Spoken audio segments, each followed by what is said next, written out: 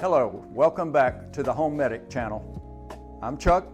Today we're going to have a home fix that I know you're going to love because it is going to make your life around your home much easier.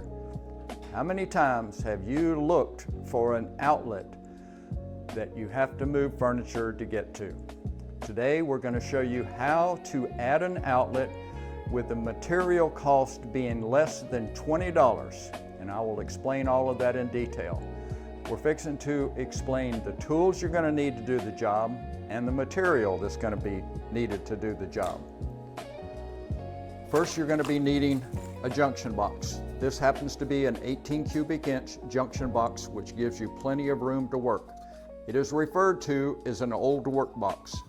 This has tabs on it, which once you cut into the drywall will hold this in place.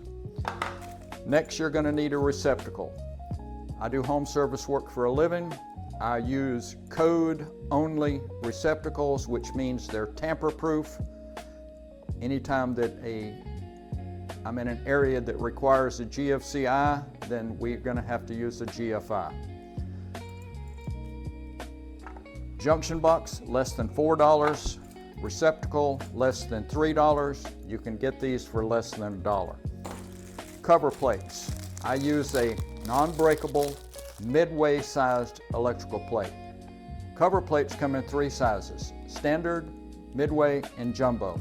I like to use midway because if there's a slight uh-oh in the drywall when your home was built, then in that case, this will cover the uh-oh. The other item that you're going to need is going to be wire.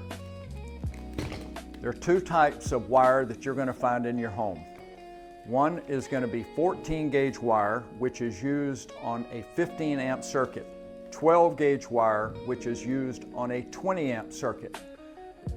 For safety reasons, if you're dealing with a light switch, it is probably controlling a light in your home. Turn it on, identify the breaker.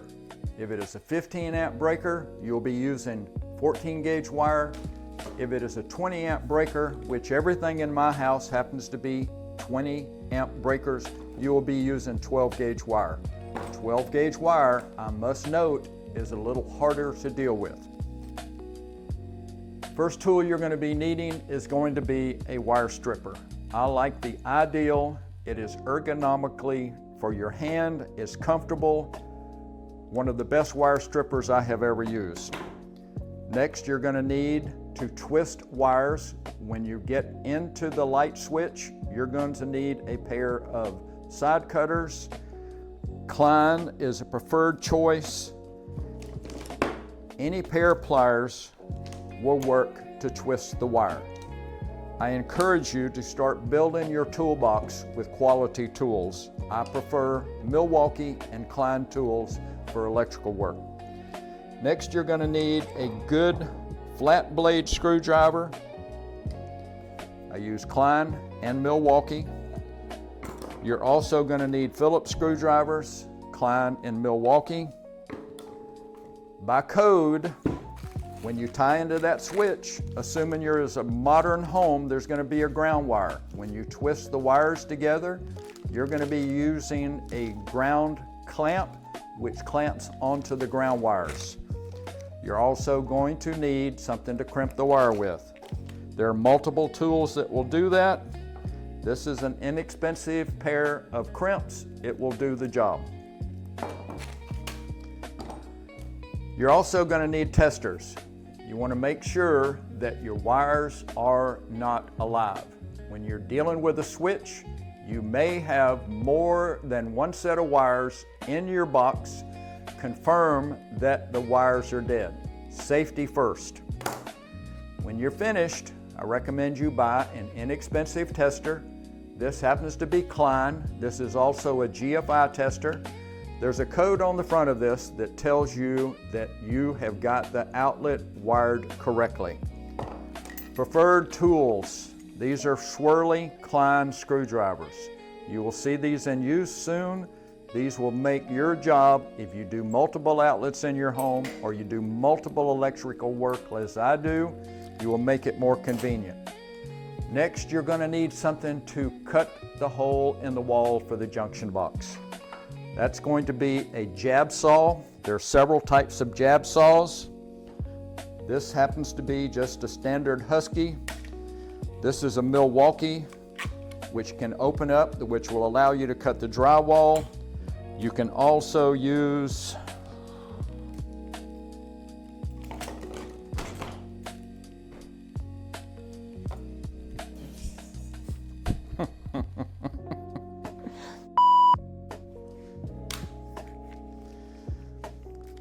you're going to need a knife in order to cut and strip the wire. Safety first. If you're not used to using any type of a razor knife, pocket knife, a sharp knife will do better. You'll struggle less. Just makes it simple. Always cut away from yourself, never cut towards you. You want to put the wire, the knife in the center and gently pull the wire going down the center of the wire. The wire is stripped. So we're back to the wire strippers.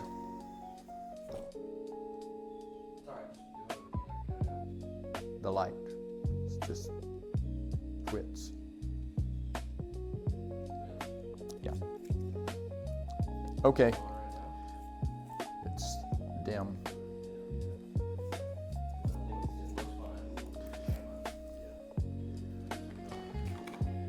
Going back to the wire strippers. Several things that you're going to need to understand about receptacles, switches, do's and don'ts. Never use the backstabs on the outlet. Most failures occur in electrical systems because people have used the backstab on an outlet or a switch, and the switch is broken and the power quits working, or worse, the outlet or receptacle starts overheating, and the next thing you know, you've got a burning sensation in the home. Recommend stripping approximately, dependent upon the wire size, 1 inch of wire. The hole in the outlet. We will do a close-up of this once we start doing the in-home video. Is used to twist the ends of the wire to place around the terminal screws.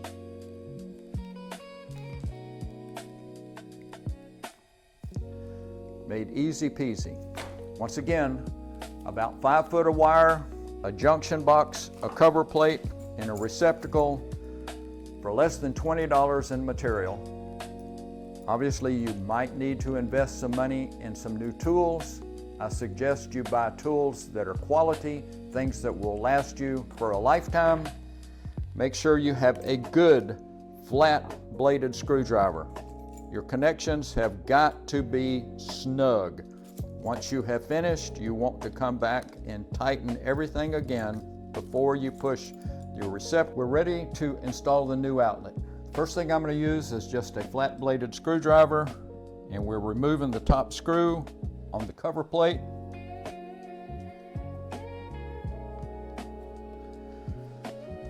As I mentioned, the swirlies, as you can see, if you had to do this all day, this is an ideal tool to work with. Now you got the choice of a Phillips screwdriver or using a Phillips swirly.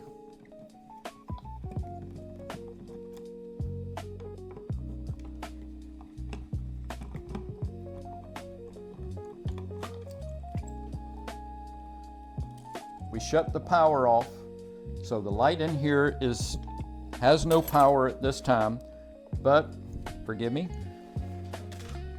we're going to double check and verify we have no power. The next thing you're going to want to look for is ensure that you have a neutral wire and a hot wire. They have to be in the switch. This happens to be a 3-way switch, but we have the power, the neutral, and the ground in this box.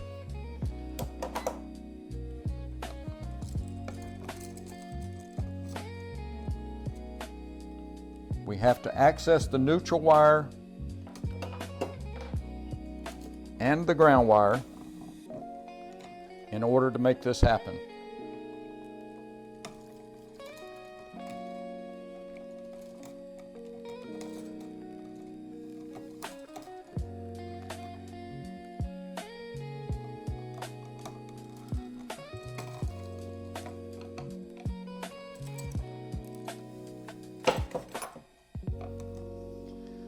Since this is a three-way, if you'll notice, we have a brass screw and a black screw. The black screw will be our power source.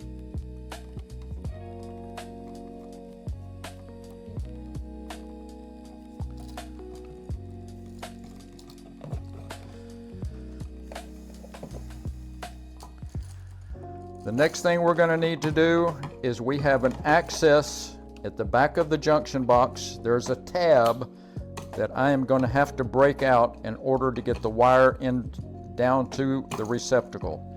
Now we have an open port for the wire to go down. Next, we're going to do the box below. I have already taken advantage to measure the other receptacles in the room.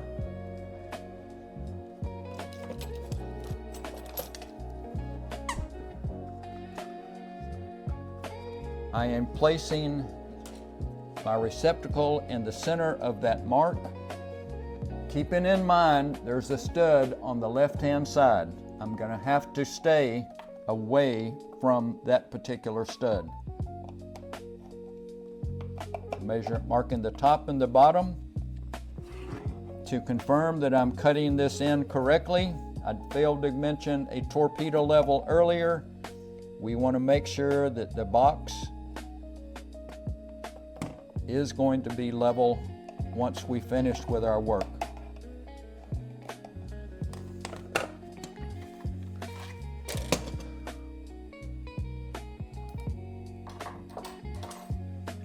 I like taking a swirly screwdriver. You can use a piece of wire.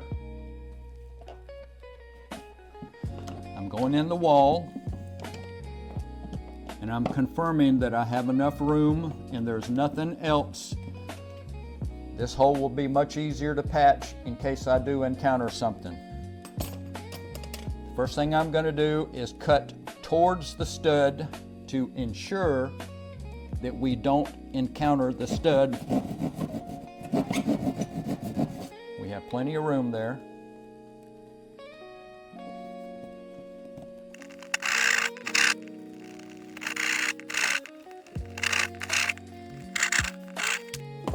Now, if you already have an oscillating saw, it will make this job a lot quicker.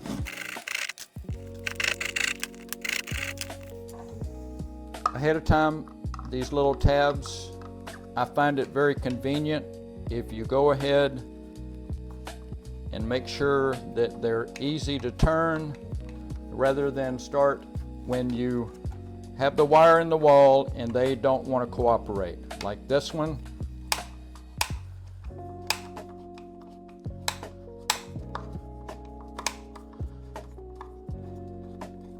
That will make it a lot easier in just a few minutes. I'm going to grab a dustpan and the wire and we're going to get started. I'm going to clean up a little. I've already pre-cut a section of wire. A little tip that's going to help you, especially if you're working on an outside wall that has insulation. This happens to be an inside wall. If you will tape the end, it will make it smoother going down through the insulation. It will be less likely to hang up. Also, it will not catch on the drywall when you're pushing the wire down.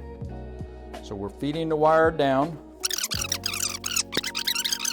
I've already pre-cut a section of wire. A little tip that's going to help you, especially if you're working on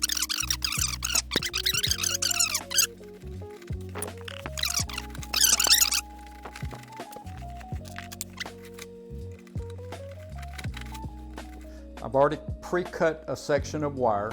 A little tip that's going to help you, especially if you're working on an outside wall that has insulation. This happens to be an inside wall. If you will tape the end, it will make it smoother going down through the insulation. It will be less likely to hang up. Also, it will not catch on the drywall when you're pushing the wire down. So we're feeding the wire down.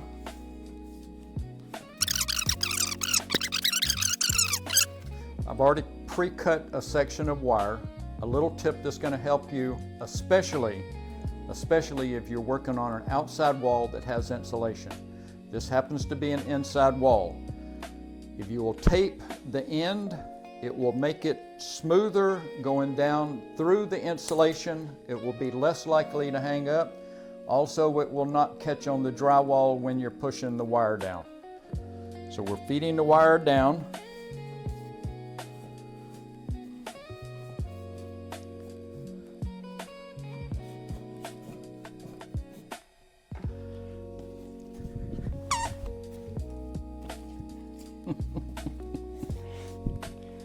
I keep a squeaker in my pocket just for our dog, in case you hear me squeaking. Since there is another wire going down the wall, sometimes it might take more than one try to get this all the way down.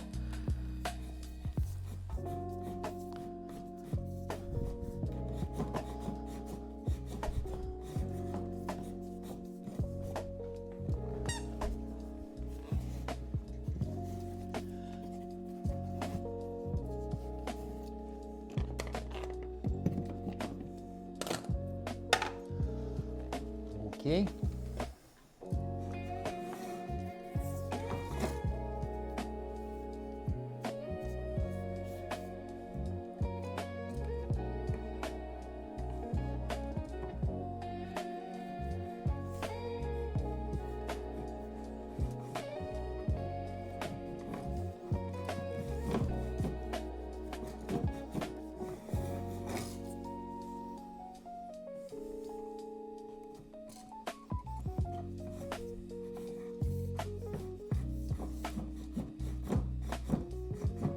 Sorry. I don't know what I'm hitting.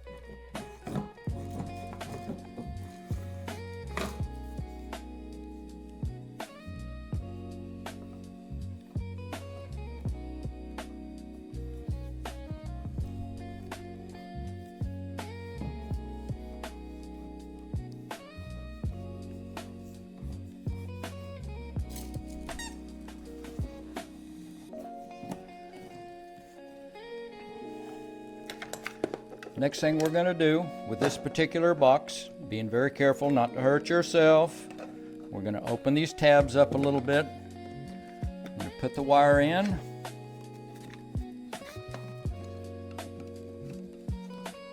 You want to make sure you leave enough on each end.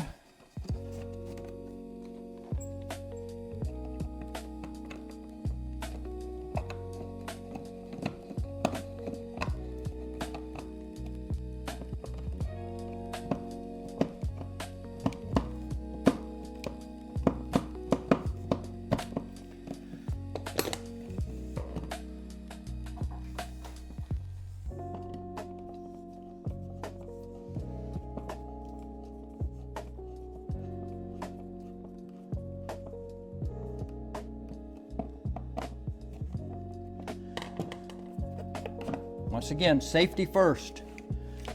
Cutting the wire. This is the insulation.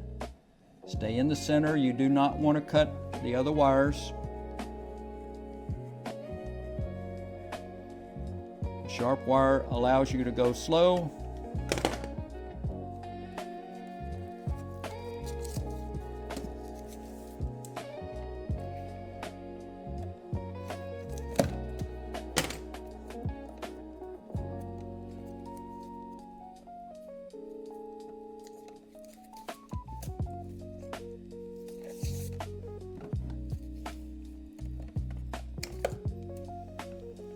Strip off approximately 1 inch of insulation. Curl your wires to fit around the terminal screws.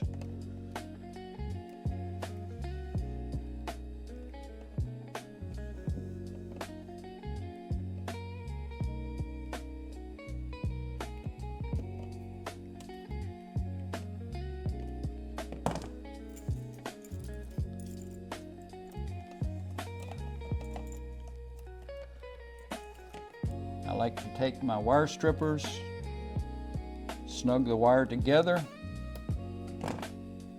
using a good quality flat blade screwdriver. Ensure that the connections are tight.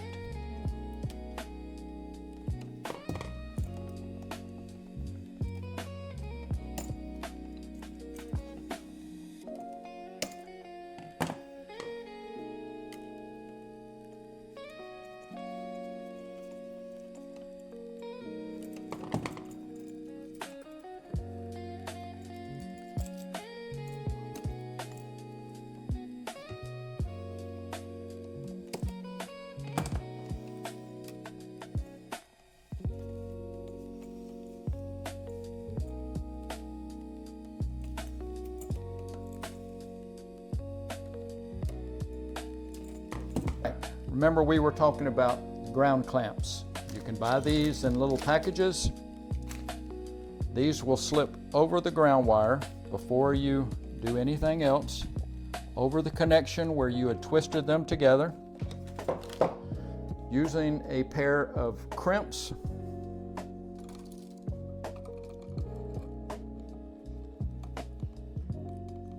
now we have a good solid connection that will not come loose. Before we start dealing with the other wires in the box, I am going to push this guy back out of the way. Now we had our neutral wires that we disconnected earlier. Before twisting them back together, I'm going to straighten these up a little bit.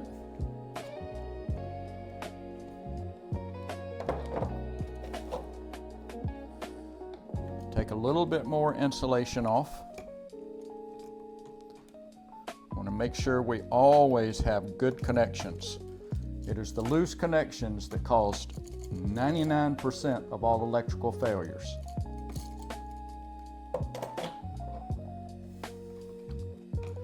going to take the two existing wires and start our twist, keeping them together as best possible.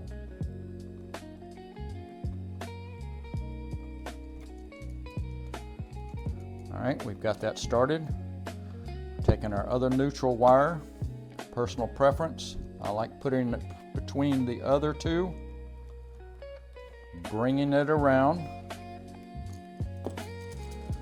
and then twisting all of these together.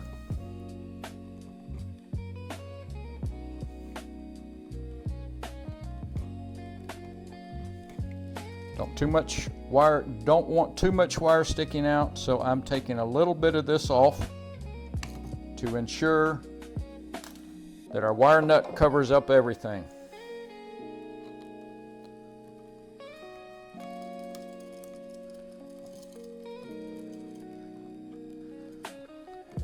Now earlier we had to disconnect our power feed. Well, we're going to have to create a power feed for our outlet below and to reconnect to our switch.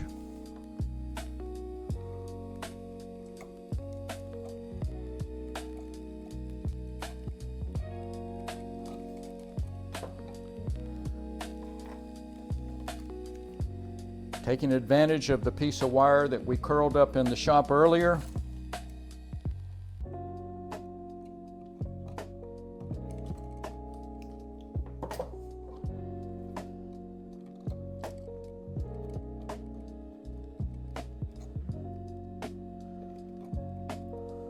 begin the twist, coming in between, coming around, trying to keep all of the insulation as close together as possible. You do not want bare wires sticking up past where your wire nut will be covering the connection. Cutting off a little.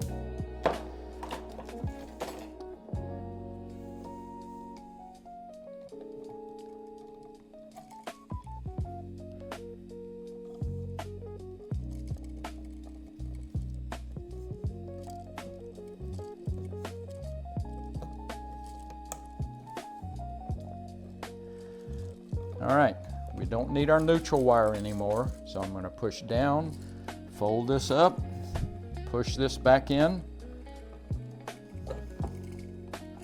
That neutral wire is coming up from the electrical panel and the neutral wire is going to the light. Now we're going to reconnect our new connection to the switch.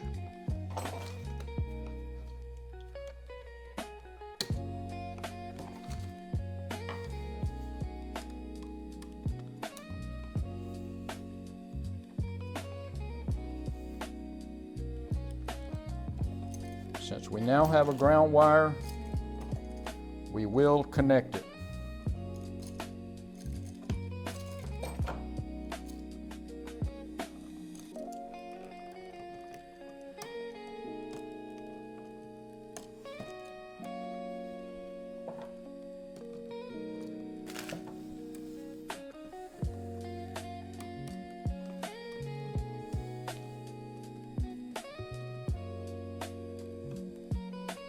Make sure all our connections are snug.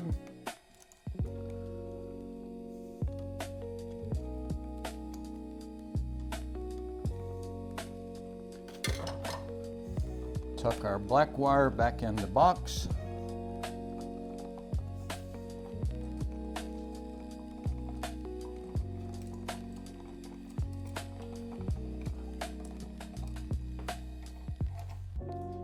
I'm going to take the blunt end and push our wires back to give us enough room for the switch.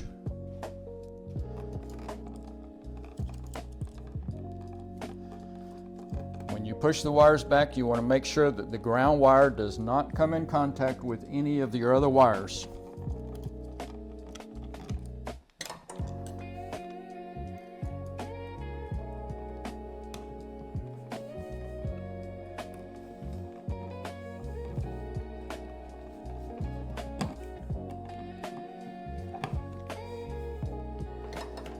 As I showed you earlier, you can straighten up your switch if you feel like it's crooked.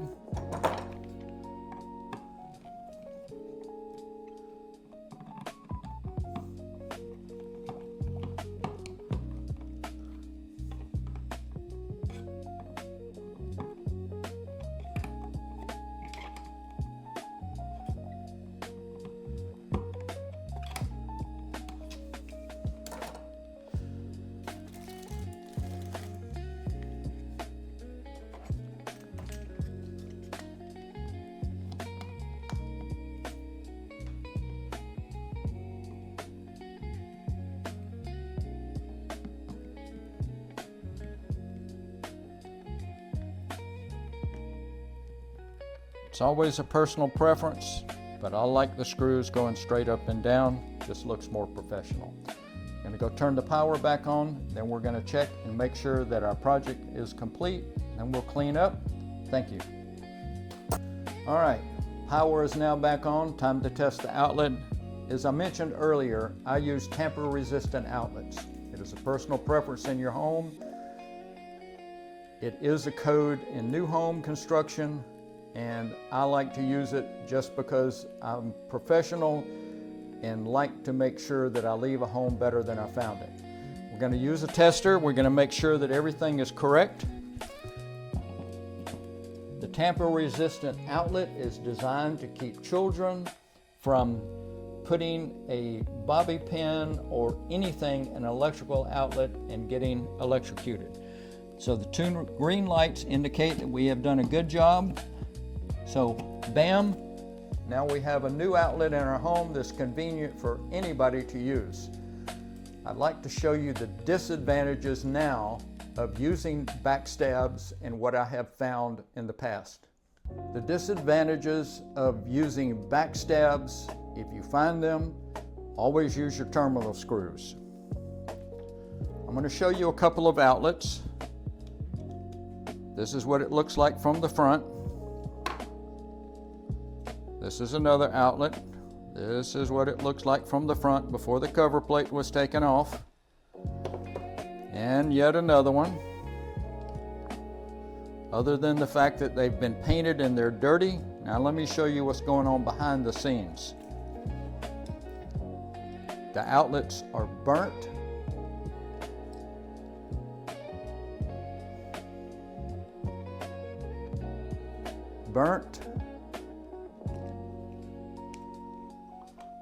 And even worse. These are the hazards of using backstabs. This is what the cause of that loose connection does. Usually occurs about 10 to 15 years into the age of a home.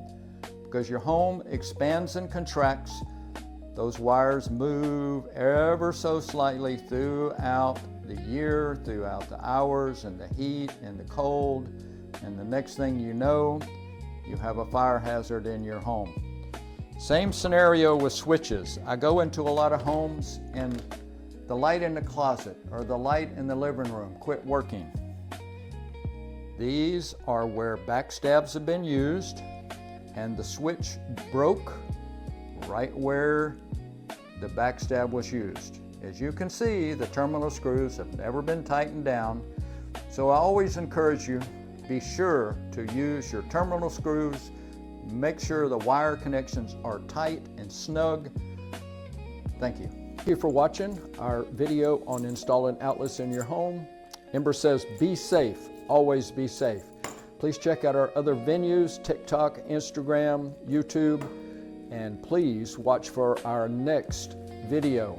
Please subscribe and like and look forward to your comments. Thank you.